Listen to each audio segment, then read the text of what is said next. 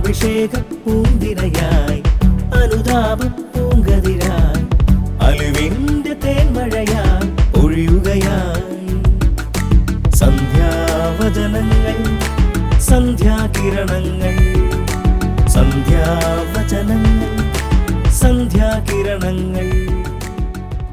സന്ധ്യാവചനങ്ങളിലേക്ക് പ്രാർത്ഥനാപൂർവം ഏവർക്കും സ്വാഗതം.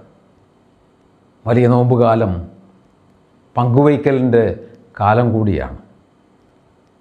പലവിധ പരിത്യാഗങ്ങൾ നാം നടത്തുമ്പോൾ അത് ഫലമണിയാൻ വേണ്ടി നാം പങ്കുവയ്ക്കുന്നു. പങ്കുവയ്ക്കൽ വലിയ നോമ്പുകാലത്ത് മാത്രം നാം നടത്തേണ്ടതല്ല, നമ്മുടെ ജീവിതത്തിൽ ഉടനീളം നടത്തേണ്ടതാണ്. കാരണം നാം ദൈവമക്കളാണ്. ദൈവം നമുക്ക് വലിയൊരു മാതൃക ഇത്തരത്തിൽ നൽകിയിട്ടുണ്ട്.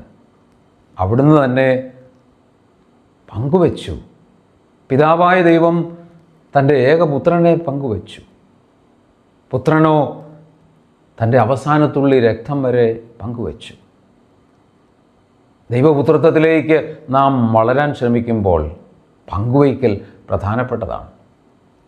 നമ്മുടെ നിത്യരക്ഷയ്ക്ക് ഇത് പ്രധാനപ്പെട്ടതാണെന്ന് വചനം നമ്മെ പഠിപ്പിക്കുന്നു. വിശുദ്ധ മത്തായിയുടെ സുവിശേഷം 25-ാം അധ്യായം 35 തുടങ്ങിയ വചനങ്ങൾ നാം വായിക്കുമ്പോൾ അവിടെ കാണുന്നത് അന്ത്യവിധിയുടെ വചനങ്ങളാണ്.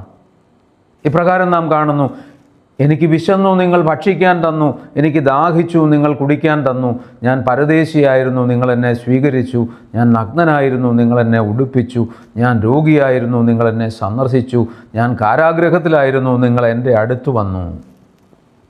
പങ്കുവയ്ക്കലിനെ കുറിച്ചാണ് ഈശോ ഈ വചനങ്ങൾ പറയുന്നത്.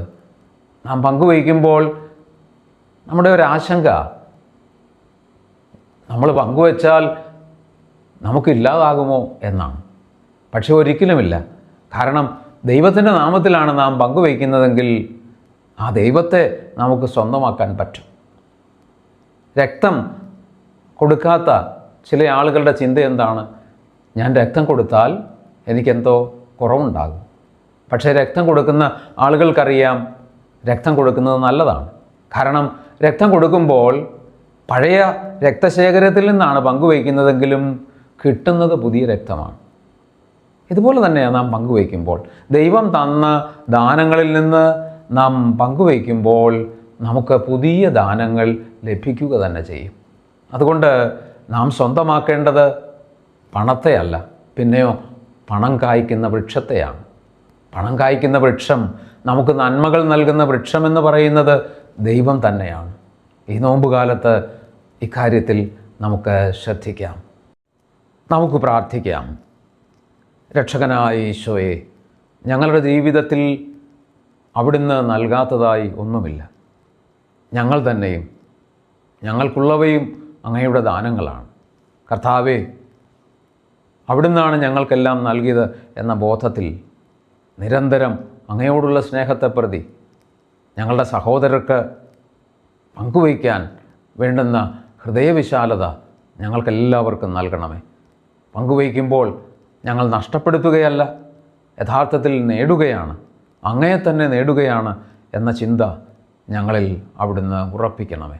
ഞങ്ങൾക്ക് വേണ്ടി എപ്പോഴും പ്രാർത്ഥിക്കുന്ന പരിശുദ്ധ അമ്മേ, മാറിയ ഔസപിതാവേ, സകല വിശുദ്ധരെ, മാലാഖമാരെ, ഞങ്ങൾക്ക് വേണ്ടി പ്രാർത്ഥിക്കണമേ. ആമേൻ.